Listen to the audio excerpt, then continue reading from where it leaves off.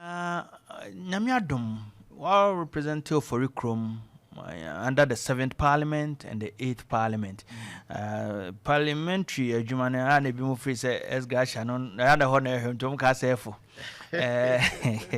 Under the 7th Parliament, under the 8th Parliament, I mean, 2 terms. Sign and near Mattia, the parliamentary work, can you be a parliamentarian? How? No, so at yes, Juman. Oh, parliamentary humanity, they say, oh, Abontia said the Uhunenko, and now Opemsuo said a tear sonko. Now, usually, no Abontia, the uncle for a Tajin and say, oh, parliament in the day, no one say, say, chamber hona, but TV soon will be a who be now, yeah, Casacasano. Saying Crawford said no any parliament to be correct to Juma with the senior day. Mokwa Mosora Mabota no more continents no more Casacasa. The economy was saying Jessica Samu Jessica, Namo Jessica Cassia, now Moka Cancer. Yeah, cry cabi. But Opemsuo no crow woman say a Juma a dim back power will be as and so be MP. If you say, the kind no MPD no. Wabeye a father to a whole constituency. Sabe, akwara abranti bi sorry krana of 20 cities in any bottom or the bedidia or to any fa baby and ye ya. It's say we a political leader now making why a campaign or number a pub or be any more number any identity no afro. Or there's honorable and Munyo menya 20 bi a nya me ne nkola na kura enye yi what I say enti on a daily basis no you serve the people through that apart from say wankasa and these are things that you do from your resource ntimi nkofa abansika say and I ntimi nkoka nchira assembly say obisi op 100 cedis atwa aduane aditi mama 100 in common so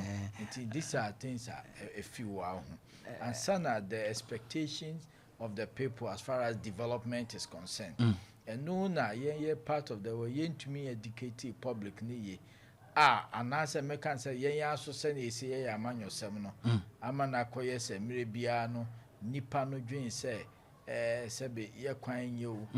school dan bi ni ho ye public toilet o dan yo ss MP no na ye so eti wo hu se wo benya be ye MP na no na nipa timamfo no de no mo jai central government at all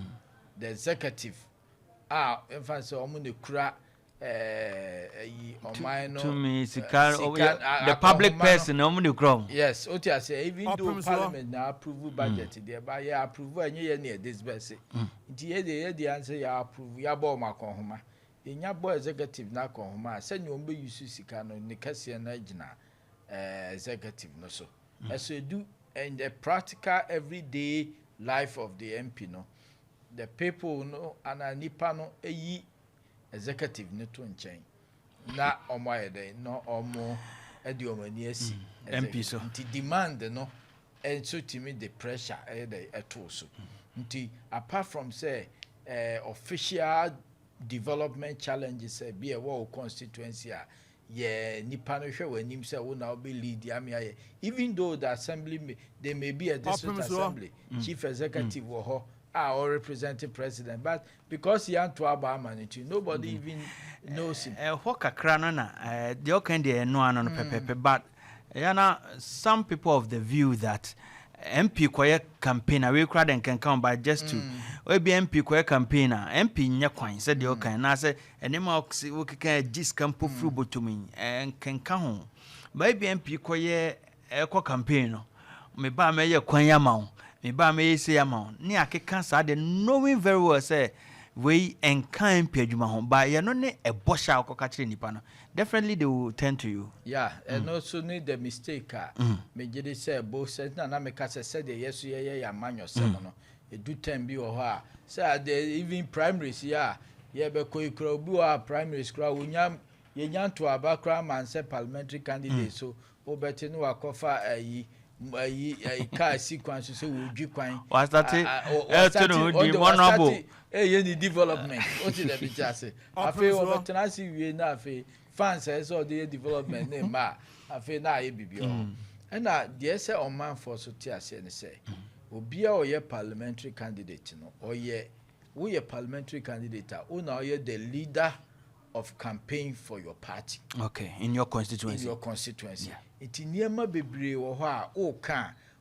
ka the vision of the party, the vision of the presidential candidate. Enti sa niema ni nyina no wan hwe no mo ka bomu a no mafa ne say wo na wo ye promises. Wo na ye promises. I say Bible also na wo explain. Ho ne de set